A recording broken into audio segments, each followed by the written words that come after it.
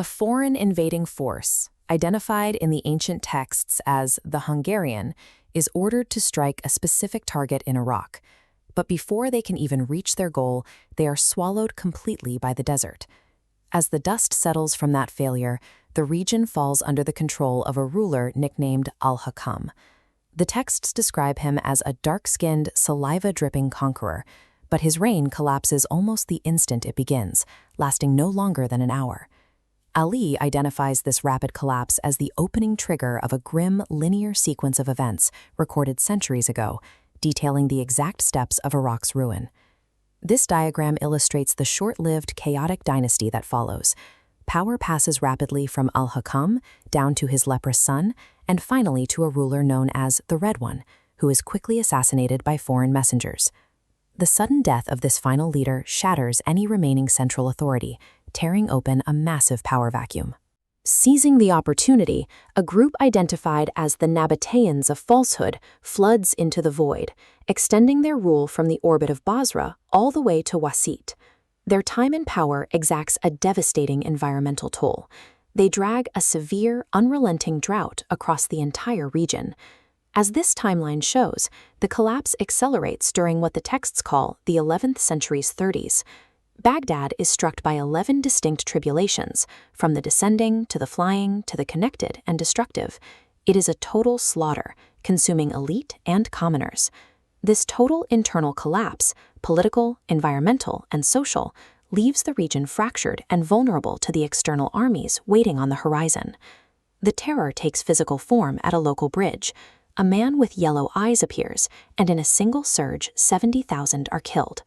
This force quickly pushes into Kufa, severing the ancient travel and pilgrimage routes and throwing the streets into chaos.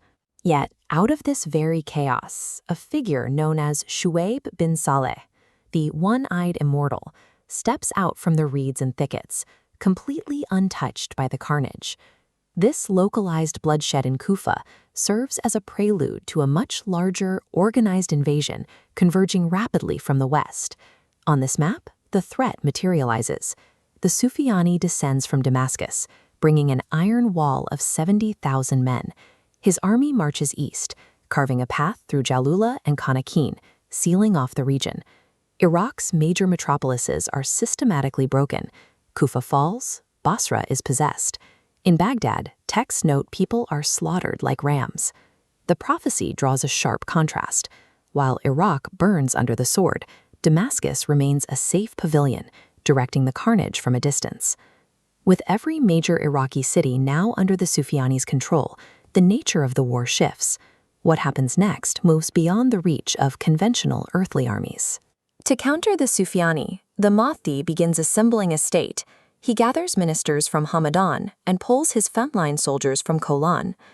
Before his physical arrival, a supernatural omen strikes the landscape. The Euphrates River violently pulls back from its banks, exposing the dry, jagged bedrock beneath. Resting in that dry riverbed are hoarded pebbles of solid gold. They sit there untouched by any human hand, reserved exclusively for the Mahdi. An event of this scale signals that the conflict has moved beyond human weaponry, making way for apocalyptic, skyborne forces. Ali issued repeated warnings about a specific event occurring between the months of Jumada and Rajab, calling it the wonder of all wonders. When asked what this wonder was, he provided the image of the dead drinking the heads of the living in Iraq. The text describes an egg of destruction, defined as a stuffing inside a stuffing enveloped by a shell. Modern commentators, such as Muhammad Isa bin Dawood, link this layered anatomy, a core encased in protective shells, to the mechanics of a nuclear payload. The payload is apocalyptic. The texts describe a blast opening graves under the earth, plucking people from the ground like uprooted palm trees. In response to the Roman forces releasing their own destroyer, the Mahdi deploys a technological counterstrike, a weapon named the Screamer. The Screamer flies high into the sky, vomiting fire like a volcano, consuming everything in its violent, unyielding path. Faced with this absolute devastation, the king of the Romans desperately requests a truce. Ali's prophecies provide more than a vague warning.